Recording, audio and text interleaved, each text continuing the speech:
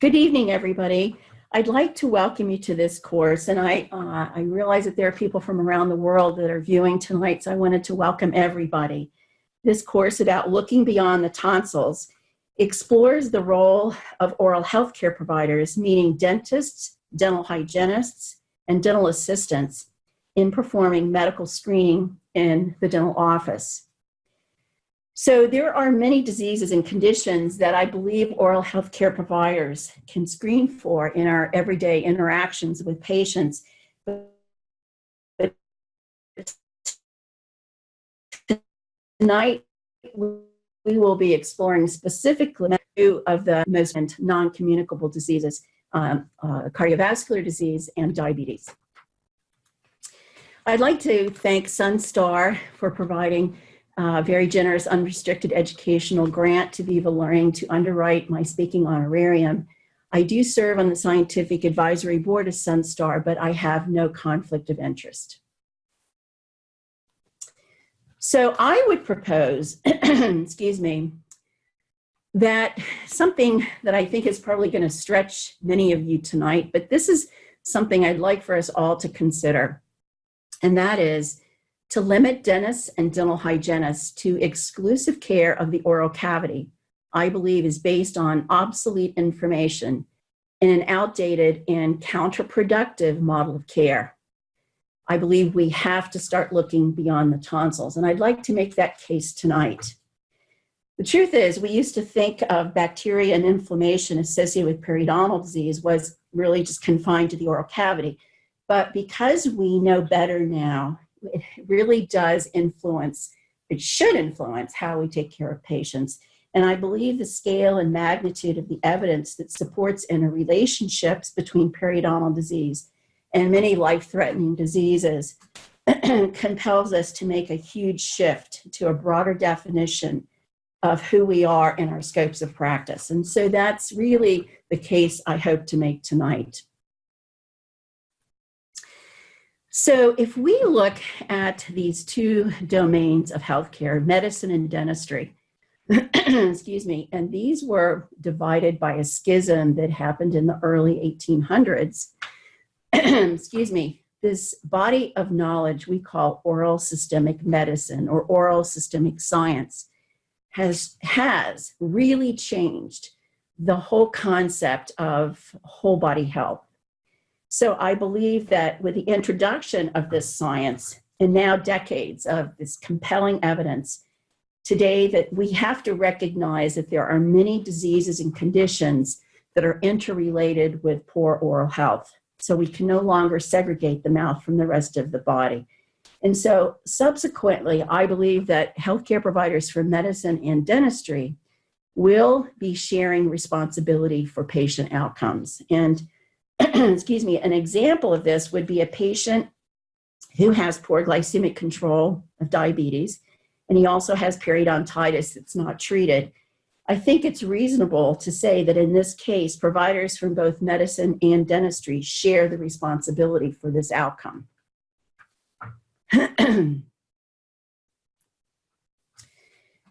So I believe that oral healthcare providers can no longer be unaccountable for health outcomes, overall health. I think we share that responsibility. And in my work over the last 10 years, much of it was at the University of Manitoba and with their College of Medicine and Dentistry. Non-dental healthcare providers have actually begun to screen and refer patients for dental diseases and prevention. And I'll share some of that information with you all tonight.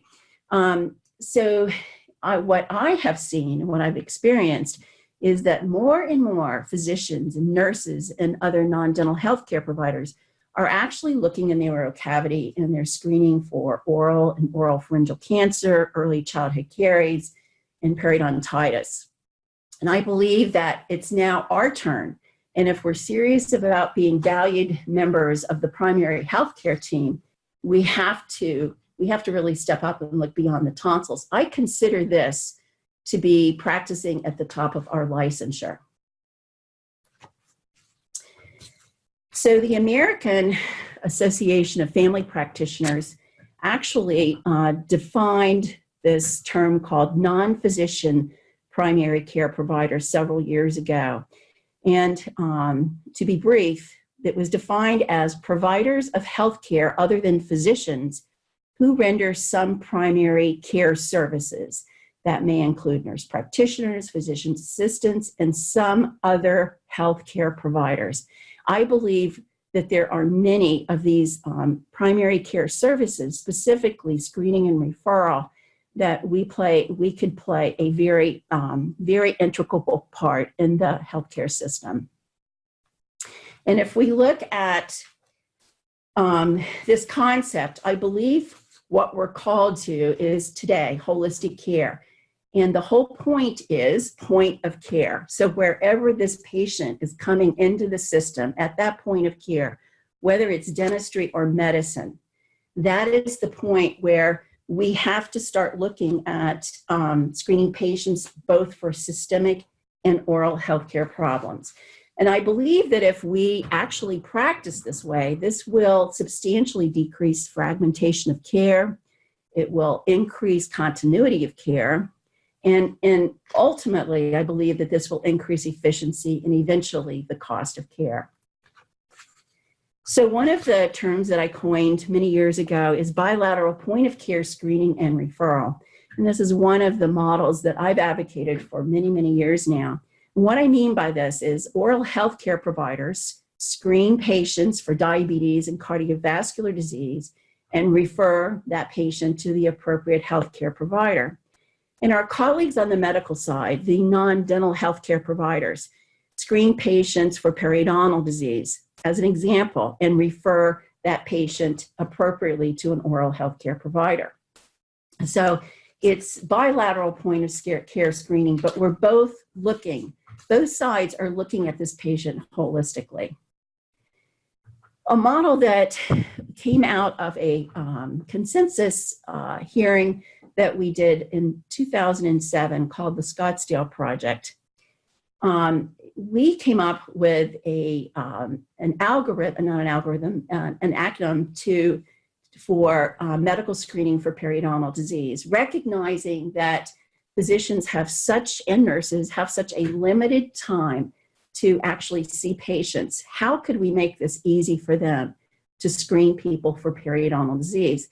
And the researchers that were tasked with this acronym actually came up with this idea called the bug questions. And this is what I have taught to a lot of physicians. And that is, do you have bleeding gums, B for bleeding? Do you have unsteady teeth? The U is unsteady. And the G is for, do you have receding gums or do your teeth look longer?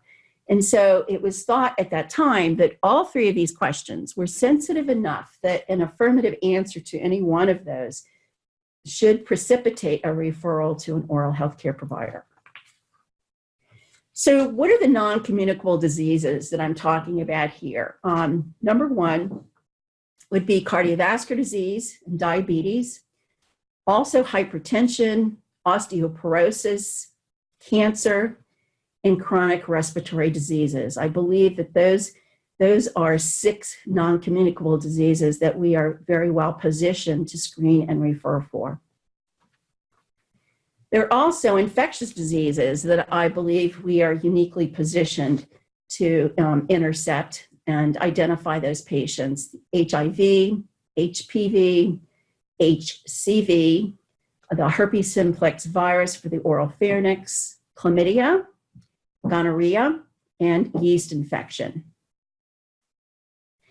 And then there are other conditions that are potentially areas that we should be screening and referral for. For instance, hypercholesteremia, nutritional deficiencies, depression, overweight and obesity, dermatologic lesions, child or elder abuse, opioid dependence, poor eyesight, potential for adverse drug interactions, sleep apnea, eating disorders, up-to-date vaccinations and screenings for recommended during various life stages. And I'm sure that there's others that many of you are thinking about right now, and I'd love to hear what those are. And I am not advocating necessarily that we start screening and referring for all of these disease and conditions. What I'm really trying to do here is point out that these are areas that we are uniquely able to identify. And there are various ways that we can screen. Some of these are very progressive, and some of them are kind of like very low tech. Visual examinations for dermatologic lesions, as an example. Manual measurements, for instance, waist circumference. That's, this whole idea of obesity and waist circumference. That's a very, very telling measure. And that's a whole different conversation, talking about obesity and our role in intervening in the dental setting. Using questionnaires, for instance, just questionnaires for type 2 diabetes, patient interviewing, for instance, depression, salivary diagnostics like HIV, and many others, and point of care testing using blood. We are actually going to be talking about that tonight. Online screening tools, and I am certain that, again, many of you are thinking of some other tools that we could be utilizing.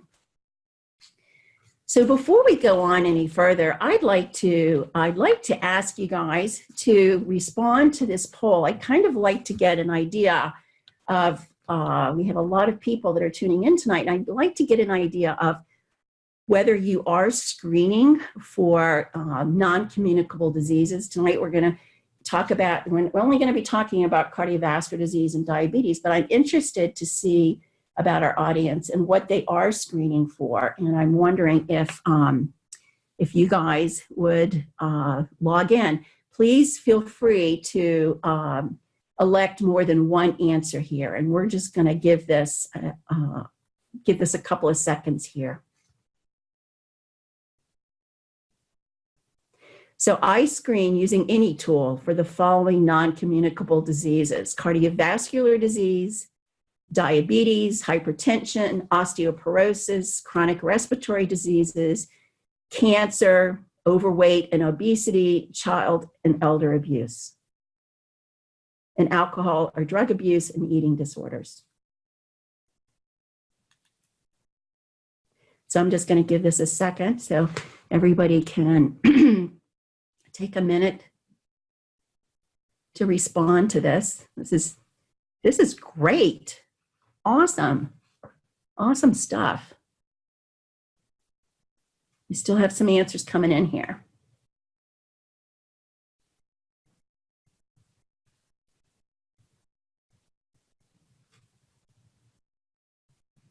So this is using any of those tools. It could be a questionnaire, or it could be point of care testing for with blood. So I'm going to end the poll now. We still have quite a few people that have not responded, but I'm going to end this and let you guys see the results here. So let me share these with you guys.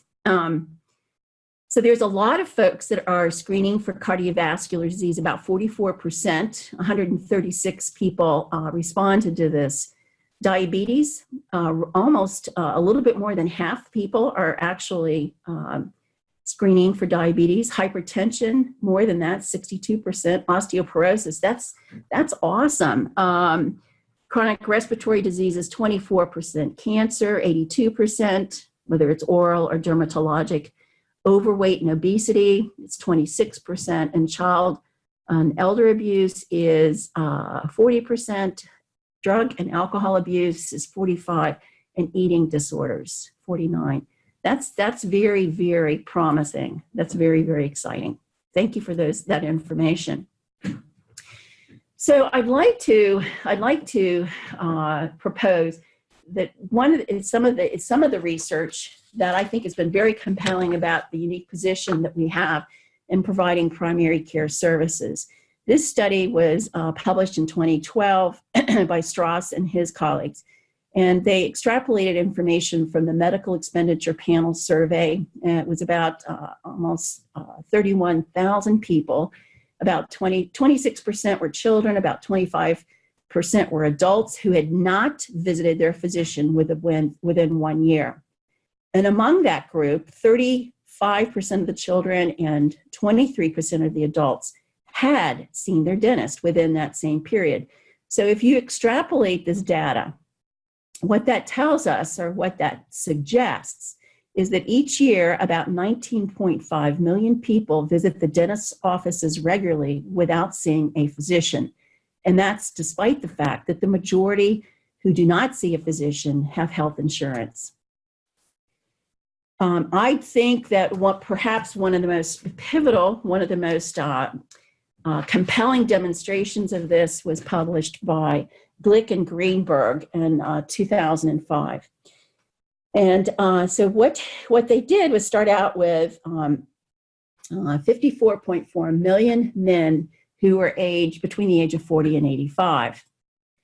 And of that group, 29% of those men had no reported, and I want to emphasize that, reported risk factors for coronary heart disease. Of that group, 21% had not seen a physician for 12 months, and 55% had seen a dentist within that same period of time. So that gives us a population, a potential population that could benefit from screening at dentists' offices. And what that really equated to was 18%, or 330,000 men they found that had a 10-year risk for coronary heart disease that was greater than 10%. They found that 4%, or about 73,000 men, had a 10-year coronary heart disease risk of greater than 20%, et cetera, et cetera. So I think that this is a very compelling, one of the many papers that have been published in this area that I think well demonstrates the capacity we have to intervene as as oral healthcare providers. In this are many opportunities to identify people who have life-threatening, asymptomatic, non-communicable diseases, and they are unaware. So we're talking about identifying people who are not yet manifesting the symptoms of non-communicable diseases, or they are unaware, or both. We can identify people who have poorly managed chronic diseases. The best example is diabetes. People who are unaware they have risk factors for various diseases and conditions, and they need to be educated on risk factor reduction. And also identify people who do not comply with physician recommendations. And I will also mention here that the whole concept of the common risk factor approach it's an excellent model for us. Here are some of the other drivers that are growing this, things that I think are really making this the potential for oral healthcare providers as non-physician primary care providers a reality in the future. And one of them is the explosion in the baby boomer population. The projections for 2035 it's really interesting. They suggest that there are going to be about 78 million people that are 65 and older, and about 77 million children that are 18 and younger. So this will be the first time that the adults will actually outnumber the kids for the first time in the United States history. And with this becomes more complex patients. We have people that are retaining their teeth for much longer, people who have complex cases with multiple comorbidities, an exponential growth in non-communicable diseases and these at-risk populations. About 90% of the deaths in the United States are attributable to non-communicable diseases. We also know that there's rising costs of healthcare, between 6 and 7% each year. In the United States, the per capita healthcare spending is more than twice the average of other developed countries. And another interesting thing is the role of patients and that whole concept of spawning the growth of that consumer culture, the demand for models of care that ensure patient-centered healthcare and holistic healthcare. Great new technologies, we'll talk about two of them tonight, that point-of-care technologies that no longer require blood to be sent to labs, and that will that actually ushers in very interesting new models of care. Introduction of the accountability for healthcare outcomes, the fact that we're moving from procedural-based compensation to patient outcome compensation. So there's a slew of things that I believe, oral health education in medicine and nursing, it's happened. You know, we used to talk about this. 10 years ago, we were only talking about how important it was for physicians and nurses to understand about oral health. Today, they do. The advent of personalized medicine and dentistry, the cost benefit of treating oral diseases, and the call for interprofessional collaboration. And really, what we're talking about tonight is not particularly new. It's not a new concept. In 1945, Belding actually published an article on blood pressure readings in the dental office in a publication called Dental Items of Interest. And it was 1974 that Abbey wrote a paper about screening for hypertension in the dental office. It was published in the Journal of American Dental Association. And that same year, the ADA urged members to participate in the National High Blood Pressure Initiative. So this is not really new. And it was since 1974 that we have been advocating for screening for hypertension. In 2018, the American Dental Association approved a new CDT code for HbA1c testing for Chairside at Chairside, and that's DO411. And just 8 months ago, the ADA approved the CDT code for blood glucose using glucose meter testing Chairside, and that code is DO412. And many of the insurance companies are actually recognizing those now. The disease burden of cardiovascular disease and stroke, they're compelling statistics. And we have to be involved in that. There's about 1 death every 40 seconds that's attributable to cardiovascular disease or stroke. 2/3 from unexpected cardiac deaths occur without prior recognition of cardiac disease. And about 38% of people who experience a coronary attack in any given year will die from it. The tools for screening for cardiovascular disease. Well, when I used to teach this, I always talked about using the Framingham Cardiovascular Disease Risk Score. And as we know that this Framingham study started many, many, many years ago, and then the grandchildren of Framingham, they did those studies. And that has been eclipsed now by several other screening tools. The one right now that is the American College of Cardiology and the American Heart Association is the atherosclerotic cardiovascular disease screening tool that I'm going to briefly discuss here. This has been a recent recommendation in 2019, this year. This is the recommendation for assessment of cardiovascular risk made by the American College of Cardiology and the American Heart Association. We should be familiar with this. We don't have to be experts, but we need to be familiar with it. And I'm not advocating that we be experts.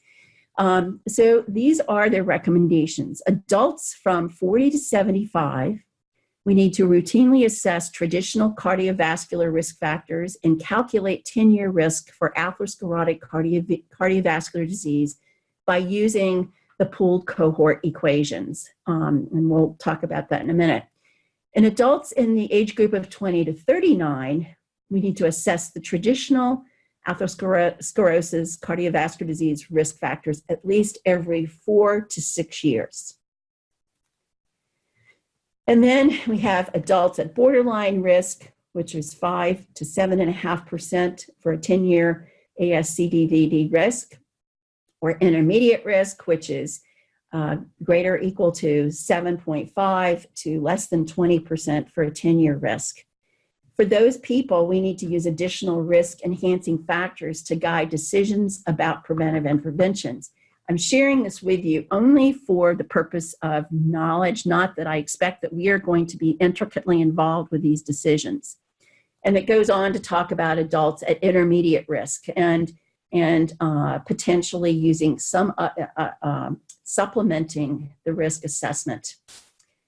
Adults 20 to 39 years of age and those 40 to 59 years of age who have less than 7.5 10-year risk may consider estimating lifetime or 30-year cardiovascular risk. Low risk is considered less than 5%. Borderline risk is between 7.5 and 19.9. High risk is anything over 20.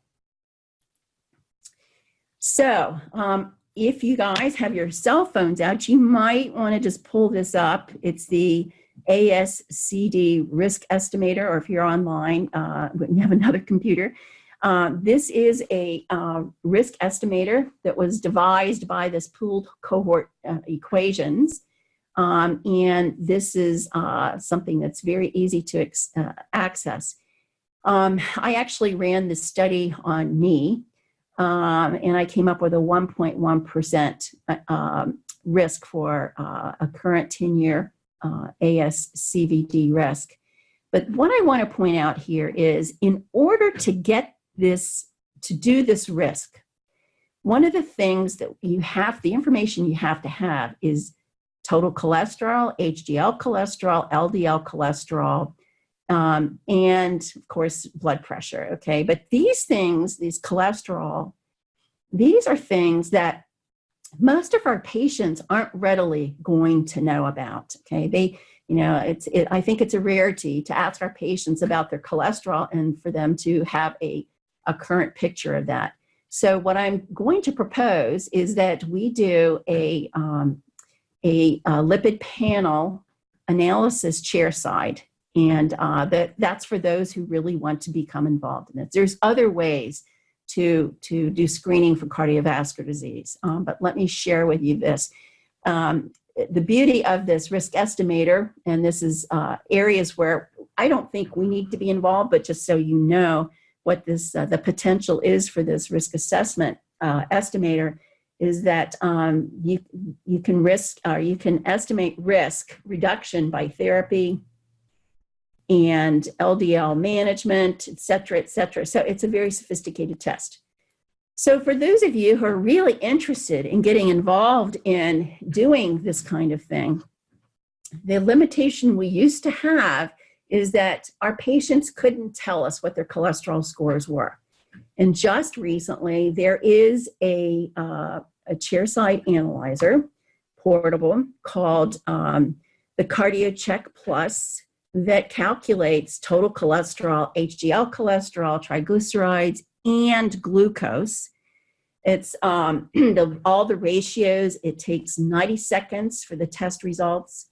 It's handheld, compact, lightweight, portable, battery-powered, easy to use, transport, and store. And it's being used by many nurse practitioners who are going into corporations to screen employees for cardiovascular disease. It's a finger stick. The sample size is 15 to 40 microliters. It is certified by CLIA. It meets the NCEP guidelines for accuracy and precision. It's FCC and ISO certified wireless communication. Here is the training video. I would urge you guys to take a look at this. One of the beauties of this is that you can get these results real time, like in 90 seconds. And it allows you not just to get the lipid panel, but also for glucose. This is for lipids and this one is for glucose. So I would encourage you guys to take a look at this. I'd like to talk a little bit about the disease burden of type 2 diabetes and prediabetes. And these studies actually came from the NHANES 2013 to 2016 data, which is the most current data I could find.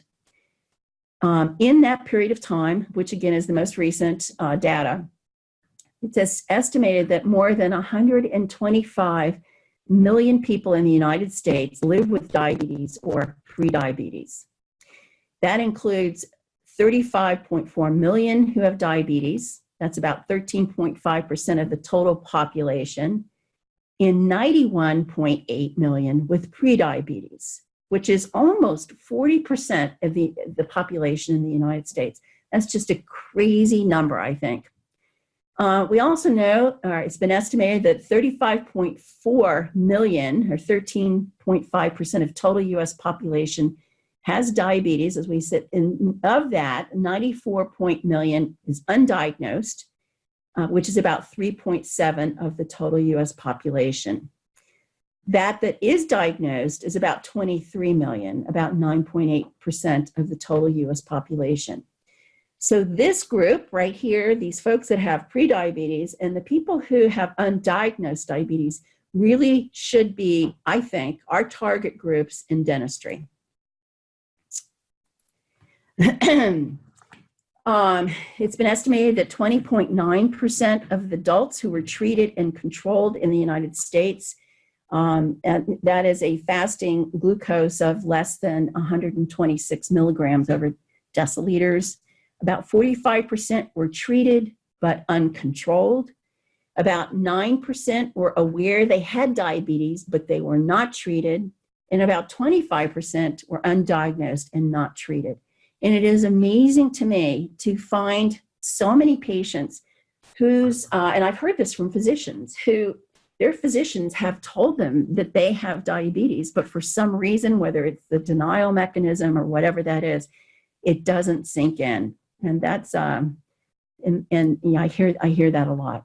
So if we take those same numbers those statistics we just talked about, and we actually overlay them onto the average dental practice, this is kind of how this shakes out. If we consider the average general dental practice consists of about 2,000 patients, about 1,400 adults, and that includes people over the age of 18. This is how this shakes out for the adults. About 189 probably have diabetes. 51 probably do not know they have diabetes. About 526 probably are pre-diabetic.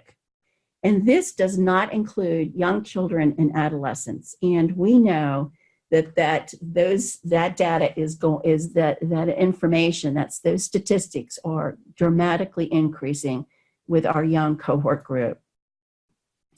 So why should oral health care providers check blood sugar levels? To identify patients who, here's some examples, may have undiagnosed diabetes or prediabetes.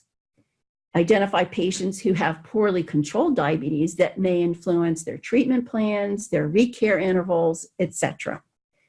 Identify patients who have periodontal disease and who also may be at risk for diabetes. In some landmark studies, periodontal disease was considered a risk factor for incident diabetes, and it's through the insulin resistance mechanism. Also being able to identify patients who have changes in glycemic control that may predict a decline in periodontal health, and also to identify patients who are at risk for a hypoglycemic event during a long dental procedure. So there's very many reasons that we should be taking, we might consider doing blood sugar testing. This is a low-tech way of doing it. Every year, the American Diabetes Association puts out a position statement on the standards in medical care and diabetes, and it's really just an update on the diagnosis of diabetes, the screening protocols, the treatment protocols, et cetera, et cetera. So, and it comes out every year. It's a free publication in diabetes care. This is the most recent, these are the most recent criteria for testing for type 2 diabetes or prediabetes in asymptomatic adults. So these are people who, they're asymptomatic, they do not have the cardinal signs and symptoms of diabetes. These are people who don't have any of that. Testing should be considered in overweight or obese patients, and that means a body mass index of 25 and greater, or in Asian Americans, 23 and greater. In adults who have one or more of the following risk factors: first degree relative with diabetes, the high risk race or ethnicity, that includes African Americans, Latinos, Native Americans, Asian Americans, and Pacific Islanders. a history of cardiovascular disease, hypertension, LDL cholesterol levels less than 35 milligrams over deciliters, and or a triglyceride level of greater than 250 milligrams per deciliter. Women with polycystic ovary syndrome, physical inactivity, or other clinical conditions associated with insulin resistance. For instance, severe obesity and acanthosis nigricans. This is what that is.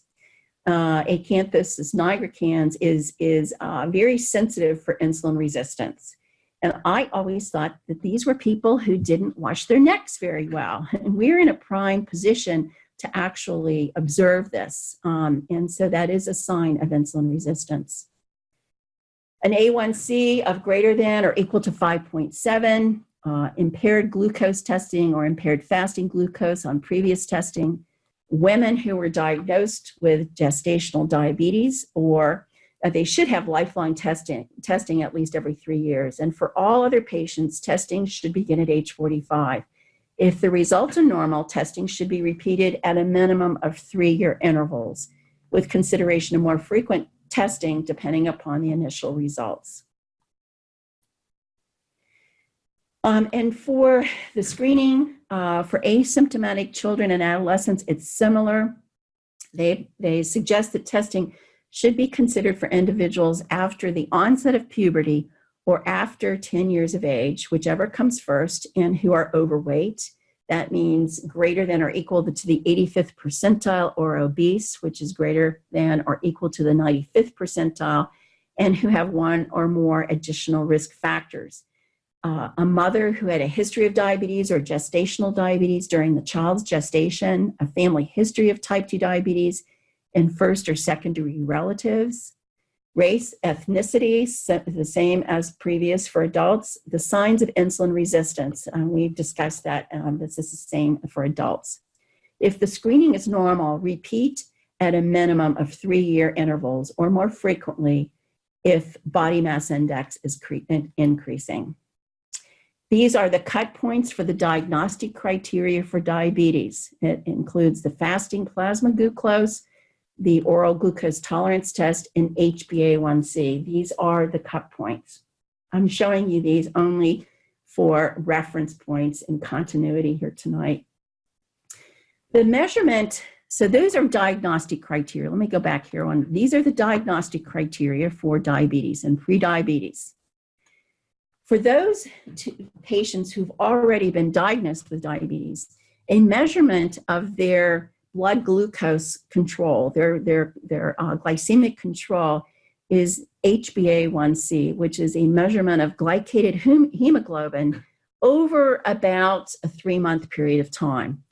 And we know that a reduction in HbA1c reduces the risk for the classic complications of diabetes: retinopathy, neuropathy, peripheral artery disease, coronary heart disease, nephropathy, and periodontitis as a classic complication. And if we look at these HbA1c percentage and then the mean blood glucose and glucose micromolecules per liter, these are considered the ranges of diabetic control, and we should all be very familiar. It's important for us to be familiar with these numbers. It's the goals for glycemic control in patients with diabetes. Number 1 is to maintain glycemic status as close to the normal range as safely possible. So that's important. It's important to monitor HbA1c soon after diabetes is diagnosed. That helps to reduce macrovascular complications. They estimate that 1 percentage point decrease in HbA1c equates approximately to about 35% less risk for microvascular complications of diabetes. Only about 37% of people with type 2 diabetes actually attain that. The recommendation is for people who are meeting treatment goals and they're stable, have stable glycemic control, they should perform HbA1c testing about twice a year. For those whose therapy has changed or they're unstable or not meeting glycemic goals, the recommendation is to perform HbA1c testing 4 times a year. And Healthy People 2020 has actually called for oral health care providers to be integrate this information and start testing for these glycemic control. The new CDT code that the ADA approved is a DO 411 for HbA1c testing. It's an in-office point of care test, POCT point of care test. That was effective January 2018. This analyzes, again, the percentage of glycosylated hemoglobin. It's a snapshot of glycemic control over about 3 months. And there are a number of products on the market for that. Excellent control is considered about, it's less than 5.7, good is 5.7 to 6.4, and 6.5 or higher is considered poor glycemic control. A few other things about point of care testing for diabetes. It doesn't require that oral health care providers make a diagnosis. Individual states have differences in the scopes of practice on point of care testing for diabetes. CLIA and CMS, it's a 2-year certificate of waiver. They did offer this to dental offices that perform that procedure. The fee for the waiver is $150. And whoever in offices that actually get that certificate of waiver are subject to on-site inspections. What do we do with positive test results? Obviously, inform the patient, recommend following through with the physician for definitive diagnosis, patient release of record, we have to have that. It's important to document and track the referrals and track, that's important. How might, just consider how this might influence current treatment and future treatment plans. And also, does the patient's dental insurance provide coverage for additional prophylaxis? Some of these insurance companies actually do for people with poor glycemic control. The new CDT code for blood glucose level testing in the office using a glucose meter was effective about 8 months ago. That provides immediate findings of a patient's blood glucose level at the time the sample is collected. It's been added to plans that cover the previous code that I told you about, and you can see the scale here.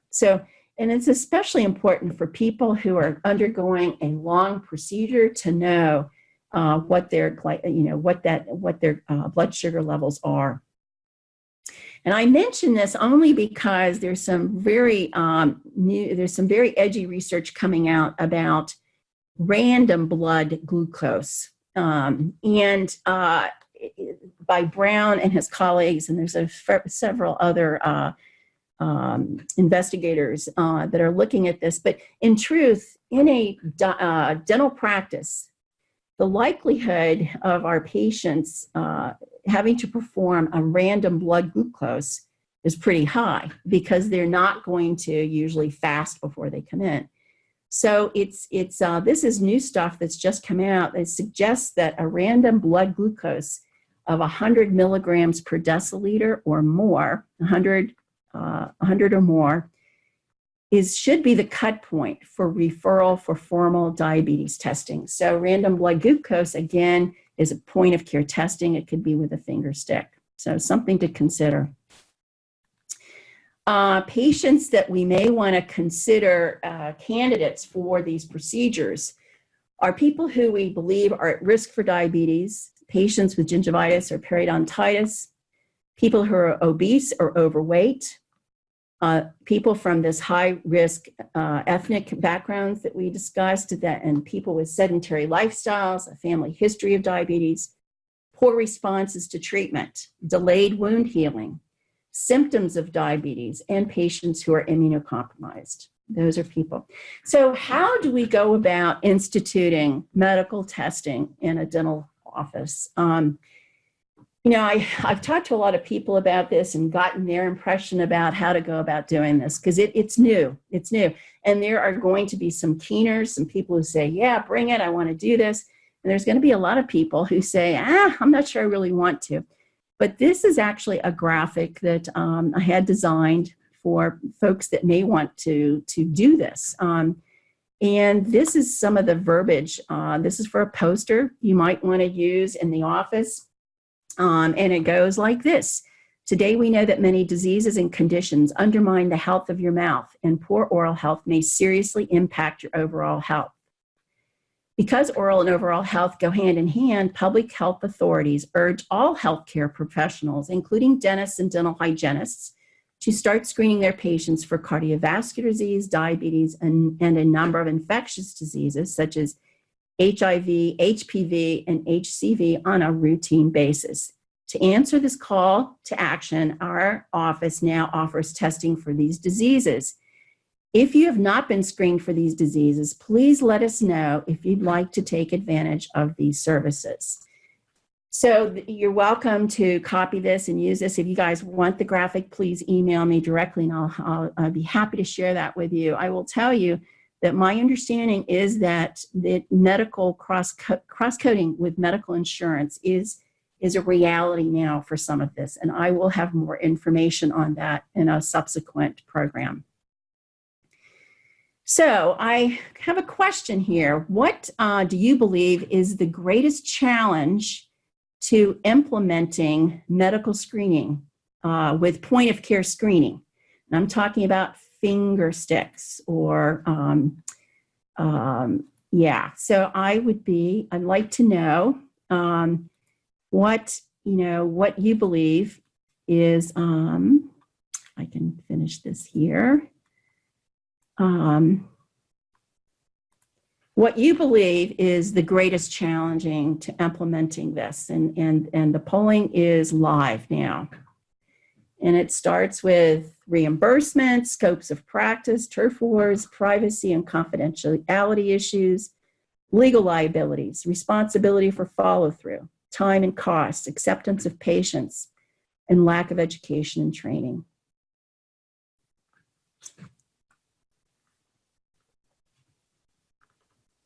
So I'm going to finish this in about 20 seconds here. Love to hear from you guys.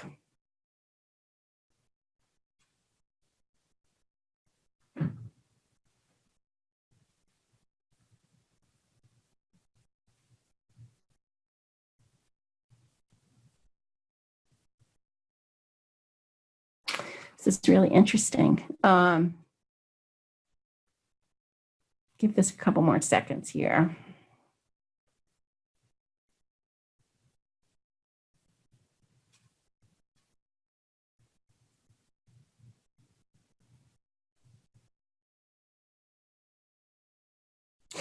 Okay, we have about 40% response. I'm going to end this poll and share the results with you. So the biggest one is time and costs. That's a biggie. That's a biggie. That's a really important one. So let me share with you what I have learned from looking at the research here in terms of barriers. Acceptance of patients, dentists, dental hygienists, physicians, insurers, authorities, associations, scope of practice issues, lack of education. Those are all barriers here. Reimbursement, segregation of financing and medical dental records. Interoperable dental records or medical dental records are increasingly important. Lack of demand, particularly employer demand, which actually stimulates it stimulates whatever the insurance providers are going to do. Privacy and confidentiality, legal liabilities, responsibility for follow-through.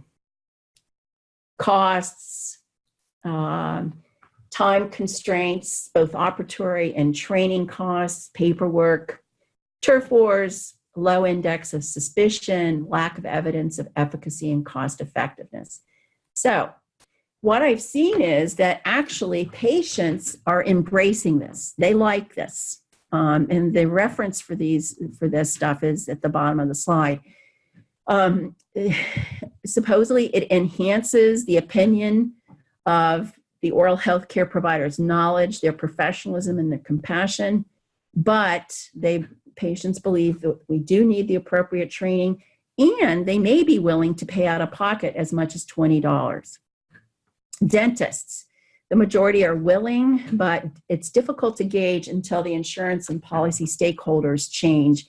It's not widely practiced or implemented right now. However, I do know of quite a few practices that are implementing HbA1c testing. Physicians and nurses, they believe that chairside medical testing is valuable and worthwhile. The majority are willing to accept referrals from dentists. They think it's patient acceptance and oral health care provider training is important. Insurance companies, the jury's out, basically. They believe that medical testing should be offered, but only if and when employers have a great value for it. Authorities like professional associations, the only study I could see was from Sweden, and it was very positive, very positive. So let me know what you guys think about this. How likely are you to implement medical screening, even if it's only screening for one disease? I'd like to know your thoughts on this.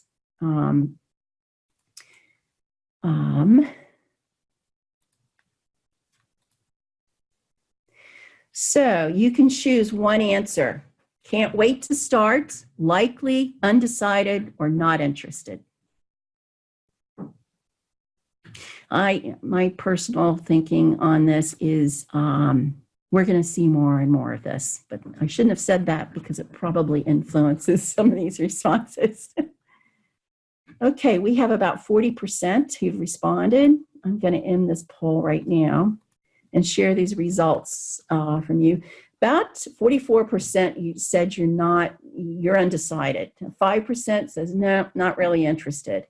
40% said likely. And then there's the real big keeners, my champions, that are at 11%. And I think that's awesome. That's great. How confident do you think you are in performing screening by utilizing some of these point of care testing devices?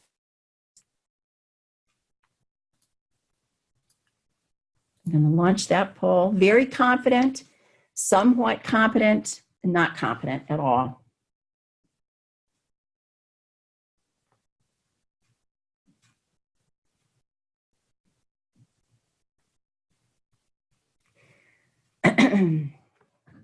This is really exciting. It looks like there's a lot of people feeling very confident. That's cool. That's really awesome. I'm going to end the polling. About 40% of people have responded. I'm going to share these results with you. That's really good news. About 24% said very confident, 55% said somewhat competent, and 21% said not competent.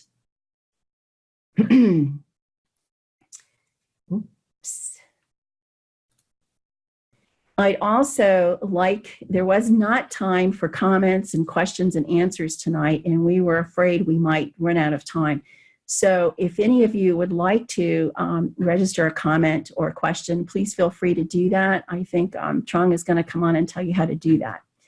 And also, I'd love to hear from any of you. I want to thank you so much for a lovely evening. And I just hope that this stimulates some thought. And again, I'd love to hear from you guys. Have a great evening. Good night.